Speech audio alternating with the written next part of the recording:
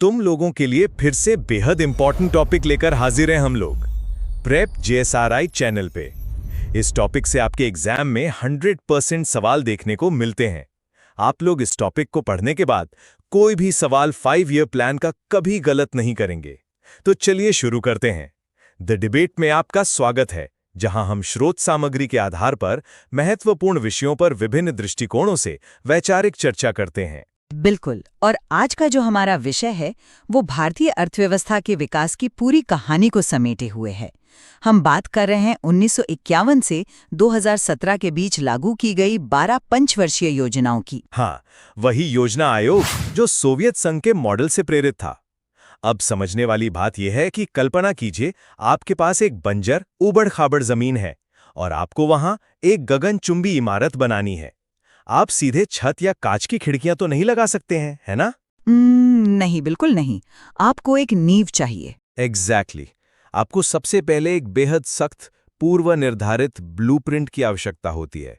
एक ऐसा नक्शा जो तय करे कि स्टील कहाँ लगेगा, सीमेंट कितना होगा और नींव कितनी गहरी खोदी जाएगी। और वो ब्लूप्रिंट शुरुआत में बहुत जरूरी भी लगता है। मतलब वो एक तरह का मनोवैज्ञानिक और ढांचागत आश्वासन देता है कि इतनी अराजकता के बीच कम से कम एक व्यवस्था तो काम कर रही है। सही कहा। लेकिन आज हमारी चर्चा का मुख्य विवाद इसी रूपक के इर्द गिर्द घूमता है। क्या ये जो केंद्रीकृत पंचवर्षीय योजनाएं थीं, क्या वो एक नव स्वतंत्र गरीब देश के विकास के लिए नितांत आवश्यक थी? या फिर, और ये मेरा मुख्य तर्क होगा, क्या ये योजनाएं एक अत्यधिक कठोर टॉप डाउन यानी ऊपर से नीचे थोपी गई प्रणाली बन गई, जिसने बाजार की स्वाभाविक गतिशीलताओं को कुचल दिया और संकट के समय ये मॉडल पूरी तरह विफल साबित हुआ? देखिए, मेरा इस पर स्पष्ट मानना है कि 1947 के बाद भारत जिस स्थिति में था, वहां बाजार के भरोसे बैठना एक नवजात राष्ट्र के लिए आत्महत्या के समान होता। इन पंचवर्षीय योजनाओं ने ही राज्य के नेतृत्व में व्यवस्थित संसाधन आवंटन के माध्यम से आधुनिक भारत की औद्योगिक और कृषि नींव का निर्माण किया। मैं इसे बिल्कुल अलग नजरिए से देखती हूँ। मेरा तर्क यह है कि योजना आयोग का ये पूरा मॉडल वास्तविकता से एकदम कटा हुआ था। भारत ने अपनी वास्तविक आर्थिक सफलता तभी प्राप्त की जब उसने इस दमघोटू कंट्रोल राज को छोड़कर उदारीकरण को अपनाया। लेकिन जरा 1951 के भारत की जमीनी हकीकत को तो समझिए। उस समय देश की लगभग 70% आबादी कृषि पर निर्भर थी। हमारा औद्योगिक आधार लगभग शून्य था और विभाजन के झटकों से पूरी अर्थव्यवस्था चरमराई हुई थी। हाँ, स्थिति बहुत खराब थी, मैं मानता हूं। तो ऐसी स्थिति में कैपिटल फॉर्मेशन यानी पूंजी निर्माण हवा में अपने आप तो नहीं हो सकता था ना। पहली पंचवर्षीय योजना को देखिए, जो हेरोड डोमर मॉडल पर आधारित थी। अब जो लोग नहीं जानते, ये मॉडल कहता है कि आर्थिक विकास के लिए आपको बचत बढ़ानी होगी और उसे उत्पादक निवेश में लगाना होगा। बिल्कुल, सेविंग्स और इन्वेस्टमेंट का खेल है पूरा। हाँ, और एक गरीब देश में लोग खुद से बचत नहीं कर सकते, इसलिए राज्य को हस्तक्षेप करना पड़ा। हमने कृषि और भाखड़ा नांगल जैसे बड़े सिंचाई प्रोजेक्ट्स पर फोकस किया। नतीजा क्या हुआ? 2.1% के लक्ष्य के मुकाबले हमने 3.6% की वृद्धि दर हासिल की। देखिए, पहली योजना की सफलता काफी हद तक एक अच्छे मानसून पर निर्भर थी और इस तथ्य पर भी कि लक्ष्य जानबूझकर बहुत कम रखे गए थे। लेकिन असली समस्या तो दूसरी पंचवर्षीय योजना से शुरू हुई ना, जब हमने पीसी महालनोबिस मॉडल अपनाया। उपभोक्ता वस्तुओं की जगह हेवी इंडस्ट्रीज और मशीनरी पर जोर दिया। भिलाई, राउरकेला और दुर्गापुर जैसे विशाल स्टील प्लांट और 5 आईआईटी की स्थापना, ये कोई छोटी बात नहीं थी। तकनीकी रूप से ये सुनने में बहुत अच्छा लगता है, मतलब मशीनें बनाने वाली मशीनें बनाना। लेकिन जरा इसके जमीनी प्रभाव को समझिए। जब आप सारा पैसा भारी उद्योगों में लगा देते हैं, तो आप कपड़े, जूते और रोजमर्रा के कंज्यूमर गुड्स का उत्पादन रोक देते हैं। हमें दीर्घकालिक सोचना था। पर इससे बाजार में भयानक कमी पैदा हुई, शॉर्टेज हो गई हर चीज की, महंगाई आसमान छूने लगी। आपने लोगों की वर्तमान जरूरतों की कीमत पर भविष्य के स्टील प्लांट बनाए। लेकिन अरे, बिना इस भारी निवेश के भारत कभी भी आत्मनिर्भरता के लिए प्रारंभिक पूंजी निर्माण कर ही नहीं सकता था। हमें अपना स्टील खुद बनाना था, बाहर से कब तक मंगाते? सवाल ये है कि क्या उस कठोर केंद्रीकृत योजना ने हमें वास्तव में आत्मनिर्भर बनाया? तीसरी पंचवर्षीय योजना की भारी विफलता को देखिए, जो 1961 से 66 तक चली। 5.6% वृद्धि का लक्ष्य था और प्राप्ति केवल 2.4% हुई। ये सिर्फ एक चूक नहीं थी, ये इस मॉडल का पतन था। मैं यहाँ थोड़ा असहमत हूँ। तीसरी योजना की विफलता योजना मॉडल की वैचारिक विफलता नहीं थी। जरा याद कीजिए, 1962 में चीन के साथ युद्ध हुआ, 1965 में पाकिस्तान के साथ युद्ध, और उसी दौरान सदी के सबसे भयानक सूखे का सामना करना पड़ा। हाँ, झटके तो लगे थे देश को। तो फिर कोई भी आर्थिक मॉडल एक साथ 2 युद्धों और भयंकर सूखे को बिना नुकसान के कैसे झेल सकता है? एक अच्छा आर्थिक मॉडल वही होता है जो झटकों को सोख सके। केंद्रीकृत नियंत्रण की सबसे बड़ी खामी यही थी कि इसने अर्थव्यवस्था के शॉक एब्जॉर्बर खत्म कर दिए थे। जब सब कुछ दिल्ली के वातानुकूलित कमरों में बैठे योजनाकारों द्वारा 5 साल के लिए तय कर दिया गया हो, तो जमीनी स्तर पर कोई लचीलापन नहीं बचता। लेकिन योजनाएं कोई पत्थर की लकीर नहीं थी। अरे, स्थिति इतनी खराब हो गई थी कि सरकार को 1966 से 1969 तक प्लान हॉलिडेज यानी योजना अवकाश घोषित करना पड़ा। ये 3 साल चीख चीख कर प्रमाण दे रहे थे कि संकट के समय ये कठोर लक्ष्य काम नहीं आते। संकट के समय भी हमें एक दीर्घकालिक दृष्टि की आवश्यकता थी। दूसरी और तीसरी योजना में अपनाई गई इंपोर्ट सब्स्टिट्यूशन यानी आयात प्रतिस्थापन की नीति को ही लीजिए। आज बैठकर उसकी आलोचना करना बहुत आसान है। मैं आलोचना इसलिए कर रही हूँ क्योंकि उसके परिणाम विनाशकारी थे। पर उस समय के नवजात घरेलू उद्योगों को विदेशी प्रतिस्पर्धा से बचाना नितांत आवश्यक था। अगर हम शुरुआत में ही अपने बाजार खोल देते तो हमारी अपनी औद्योगिक क्षमता कभी विकसित ही नहीं हो पाती। पश्चिमी देश हमारे बाजार को निगल जाते। कि यह आयात प्रतिस्थापन ने काम कैसे किया? सिद्धांत रूप में हाँ, यह नवजात उद्योगों को बचाने का विचार था, लेकिन व्यवहार में इसके नाम पर हमने जिस संरक्षणवाद को अपनाया, उसने घरेलू उद्योगों को सशक्त बनाने के बजाय उन्हें अक्षम और आलसी बना दिया। आलसी, ये थोड़ा कठोर शब्द है। उन्होंने देश की जरूरतें पूरी की उस कठिन समय में। कैसी जरूरतें? आप कल्पना कीजिए कि आप 1970 के दशक में एक व्यापारी हैं।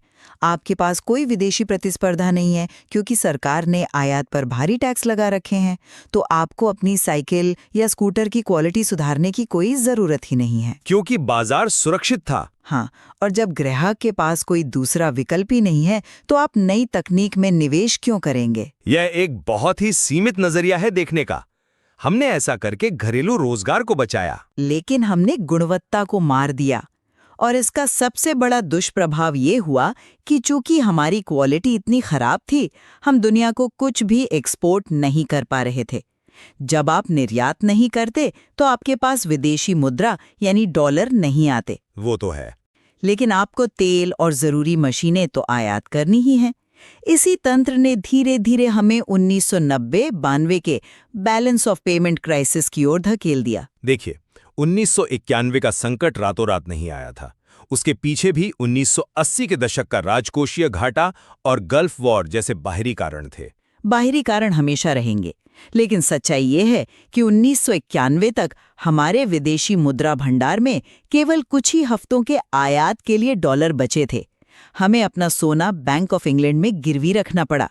ये दशकों की गलत, कठोर, केंद्रीकृत नीतियों का गणितीय परिणाम था। मैं 1991 के सुधारों के महत्व को कम नहीं आंक रहा हूँ। असली विकास तो तब शुरू हुआ जब 1991 में LPG लिबरलाइजेशन, प्राइवेटाइजेशन, ग्लोबलाइजेशन सुधारों को अपनाया गया। हाँ, और 8वीं पंचवर्षीय योजना ने 6.8% की शानदार वृद्धि दर हासिल भी की। 1995 में भारत WTO का सदस्य बना, लेकिन क्या हम ये भूल सकते हैं कि उदारीकरण की वो तेज दौड़ उसी ट्रैक पर दौड़ी जिसे शुरुआती पंचवर्षीय योजनाओं ने बिछाया था? वो ट्रैक बाजार ने खुद बनाया होता और शायद बहुत पहले बन गया होता। नहीं, यहाँ गलती होती है ज्यादातर लोगों से। बाजार कभी भी हाशिए पर खड़े लोगों के लिए काम नहीं करता।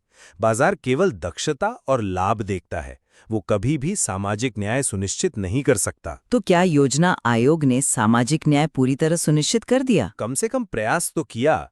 अगर हम 60 या 70 के दशक में पूरी तरह से बाजार पर निर्भर होते तो दूर दराज के गांवों में स्कूल और प्राथमिक स्वास्थ्य केंद्र कौन बनाता? 5वीं पंचवर्षीय योजना को याद कीजिए। जहां गरीबी हटाओ का राजनीतिक नारा दिया गया था। वो सिर्फ एक नारा नहीं था। उसी योजना में न्यूनतम आवश्यकता कार्यक्रम यानी MNP की शुरुआत हुई। इसका उद्देश्य स्वास्थ्य, शिक्षा, आवास और पीने का पानी जैसी बुनियादी सुविधाएं सीधे गरीबों तक पहुंचाना था। बाजार कभी किसी गरीब को मुफ्त पानी नहीं देता। ये बात सही है कि कुछ कल्याणकारी कदम उठाए गए। इसके अलावा चौथी योजना में एक गाडगिल फॉर्मूला लाया गया, जिससे क्षेत्रीय संतुलन बना। और सबसे महत्वपूर्ण, हरित क्रांति, जिसने हमें गेहूं और चावल उत्पादन में आत्मनिर्भर बनाया, वो भी इन्हीं योजनाओं के संस्थागत समर्थन का परिणाम थी। सरकार ने सब्सिडी दी जो कोई निजी कंपनी नहीं कर सकती थी। मैं हरित क्रांति की सफलता का पूरा सम्मान करती हूँ, लेकिन मैं इसका श्रेय इस केंद्रीकृत योजना के ढांचे को देने के बजाय हमारे कृषि वैज्ञानिकों और किसानों को दूंगी। वास्तव में हरित क्रांति भी तीसरी योजना की विफलता और अकाल जैसी स्थिति से उपजी एक मजबूरी थी। मजबूरी थी, पर राज्य ने उसे संभाला। सफलता नहीं थी, यह एक अस्तित्व का संकट था जिसे विज्ञान ने सुलझाया। लेकिन विज्ञान को खेतों तक पहुंचाने का काम तो राज्य के बुनियादी ढांचे नहीं किया ना। चलिए, मैं मान लेती हूँ कि राज्य ने कुछ हस्तक्षेप सही किए, लेकिन जहाँ तक गरीबी उन्मूलन की बात है, आंकड़े क्या कहते हैं? गरीबी वास्तव में तब कम होनी शुरू हुई जब राज्य का सख्त नियंत्रण अर्थव्यवस्था पर से हटने लगा। आप छठी योजना की बात कर रही हैं? बिल्कुल। छठी पंचवर्षीय योजना जो 1980 से 85 तक थी, उसका उदाहरण सबसे सटीक है। इसे कई अर्थशास्त्री नेहरूवादी समाजवाद का अंत मानते हैं। आप ऐसा क्यों कहती हैं? समाजवाद का अंत कैसे? क्योंकि इसी दौरान प्राइस कंट्रोल्स और लाइसेंस राज में ढील दी गई। जब आप व्यवसायों को उत्पादन करने की स्वतंत्रता देते हैं तो रोजगार पैदा होता है, और रोजगार ही गरीबी मिटाता है। इसी छठी योजना में शिवरामन समिति की सिफारिश पर 1982 में नाबार्ड की स्थापना हुई। अरे लेकिन नाबार्ड तो खुद एक राज्य समर्थित संस्था है। हाँ है, लेकिन यह एक व्यवहारिक संस्थागत विकास था, न कि कोई कठोर प्रोडक्शन कोटा। छठी योजना ने 5.7% की वृद्धि हासिल की, जो अपने लक्ष्य से अधिक थी। ये स्पष्ट रूप से दिखाता है कि जब आप वैचारिक कठोरता को छोड़कर निजी क्षेत्र को सांस लेने की जगह देते हैं, तब असली प्रगति होती है। मैं आपकी इस बात से सहमत हूं कि समय के साथ हमें तकनीकी आधुनिकीकरण और उदारीकरण की ओर बढ़ना था, और हमने ऐसा किया भी। 7वीं योजना में ही कंप्यूटर और IT सेक्टर की नींव रखी गई। लेकिन यहां मैं अपनी शुरुआती उपमा पर वापस लौटना चाहता हूं। वो इमारत और ब्लूप्रिंट वाली उपमा नहीं, बल्कि एक और बेहतर उपमा, मचान यानी स्कैफोल्डिंग। मुझे लगता है कि पंचवर्षीय योजनाएं उस मचान की तरह थीं जो आप एक बड़ी इमारत बनाते समय बाहर की तरफ लगाते हैं। दिलचस्प नजरिया है, आगे बताइए। जब इमारत बन रही होती है तो मचान भद्दा लग सकता है, वो कठोर होता है और लोगों को इमारत की असली सुंदरता नहीं देखने देता। लेकिन उसके बिना इमारत खड़ी नहीं हो सकती। 11वीं और 12वीं योजना तक आते आते हमारी आर्थिक इमारत काफी हद तक बन चुकी थी। तो आपके हिसाब से उनका काम खत्म हो गया था। एग्जैक्टली। इसलिए जब 2015 में योजना आयोग को खत्म किया गया तो इसका मतलब ये नहीं था कि योजनाएं विफल हो गई थीं, बल्कि इसका सीधा सा अर्थ ये था कि उन्होंने अपना ऐतिहासिक कार्य पूरा कर लिया था और अब उस मचान को हटाने का समय आ गया था। ये एक बहुत ही सुंदर उपमा है, लेकिन मैं इसे सिरे से खारिज करती हूँ। अरे क्यों? क्योंकि योजना आयोग कोई मचान नहीं था जिसे जरूरत खत्म होने पर आसानी से हटा लिया गया। यह एक लोहे का पिंजरा बन गया था। एक मचान तब हटा लिया जाता है जब इमारत अपने पैरों पर खड़ी हो सके, और हमारी अर्थव्यवस्था खड़ी हो चुकी थी। पर ये प्रणाली राज्य की शक्ति और नौकरशाही के नियंत्रण का एक ऐसा उपकरण बन गई थी जो अपनी प्रासंगिकता खत्म होने के दशकों बाद भी अर्थव्यवस्था को जकड़े हुए थी। अगर ये सिर्फ एक मचान था तो इसे 1991 के सुधारों के तुरंत बाद क्यों नहीं हटा दिया गया? क्योंकि बदलाव रातों रात नहीं होते। हमें इसे हटाने में 2015 तक का समय क्यों लगा? 2015 में नीति आयोग की स्थापना इस बात का स्पष्ट साक्ष्य है कि वो पुरानी प्रणाली कितनी त्रुटिपूर्ण हो चुकी थी। नीति आयोग ने योजना आयोग के टॉप डाउन मॉडल को पूरी तरह से खारिज कर दिया। हाँ, उन्होंने कोऑपरेटिव फेडरलिज्म को अपनाया। बिल्कुल, सहकारी संघवाद। अब दिल्ली में बैठे कुछ बाबू राज्यों को ये नहीं बताते कि उन्हें क्या करना है। और सबसे महत्वपूर्ण बात, नीति आयोग ने 5 साल की मनमानी कठोरता को छोड़कर 15 साल का एक लचीला विजन डॉक्यूमेंट अपनाया। ये समय की मांग थी। ये इस बात का सीधा प्रमाण है कि एक आधुनिक अर्थव्यवस्था को 5 साल के कृत्रिम पैकेट में बांधने का विचार ही संरचनात्मक रूप से गलत था। मैं ये स्वीकार करता हूं कि नीति आयोग एक आवश्यक विकास था और राज्यों को अधिक स्वायत्तता देने की मांग जायज थी, लेकिन हमें इतिहास को उसके सही संदर्भ में देखना चाहिए। आइए अब इस चर्चा को समेटते हैं। हाँ बिल्कुल। तो मेरा निष्कर्ष यह है कि हम आज जिस आधुनिक भारत को देखते हैं, एक विशाल औद्योगिक आधार, खाद्य सुरक्षा में हमारी अभूतपूर्व आत्मनिर्भरता और एक मजबूत तकनीकी ढांचा, ये सब उन शुरुआती पंचवर्षीय योजनाओं के अनुशासित निवेश के बिना असंभव था। पहली और दूसरी योजना ने जो बांध बनाए, जो कारखाने लगाए, उसी नींव पर आज की अर्थव्यवस्था खड़ी है। राष्ट्र निर्माण के शुरुआती दौर में वे एक अपरिहार्य आवश्यकता थी। मैं ये मानती हूँ कि शुरुआती दशकों में कुछ बुनियादी ढांचे का निर्माण हुआ। मैं उसका श्रेय लेने की कोशिश नहीं कर रही हूँ, लेकिन मैं अपने इस रुख पर कायम हूँ कि कंट्रोल राज और कठोर नीतियों ने भारत की वास्तविक आर्थिक क्षमता को दशकों तक जकड़ कर रखा। जब हमने इस मॉडल को धीरे धीरे त्यागना शुरू किया और 1991 में इसे पलट दिया, तभी भारत ने अपनी असली उड़ान भरी। यह एक बेहद सार्थक चर्चा रही। यह स्पष्ट है कि हमारी असहमति के बावजूद हम इस बात पर सहमत हैं कि भारत की आर्थिक यात्रा को समझने के लिए 1951 से 2017 तक के इस सफर का अध्ययन स्टूडेंट्स के लिए अत्यंत महत्वपूर्ण है। कोई भी अर्थव्यवस्था रातों रात नहीं बदलती। बिल्कुल, चाहे आप इसे एक जरूरी मचान माने या विकास को रोकने वाला एक लोहे का पिंजरा, इस मॉडल ने हमारे वर्तमान को गहराई से आकार दिया है। हम अपने श्रोताओं को प्रोत्साहित करेंगे कि वे स्रोत सामग्री में जाएं, खुद पढ़ें और खुद तय करें। तो अगली बार जब आप किसी विशाल बुनियादी ढांचे को देखें, तो खुद से जरूर पूछिएगा, क्या ये हमें सहारा देने के लिए बनाया गया ब्लूप्रिंट है या ऐसा ढांचा जो भविष्य की उड़ान को रोक सकता है। हमारे साथ जुड़ने के लिए धन्यवाद। सीखते रहें और हमेशा सवाल पूछते रहें।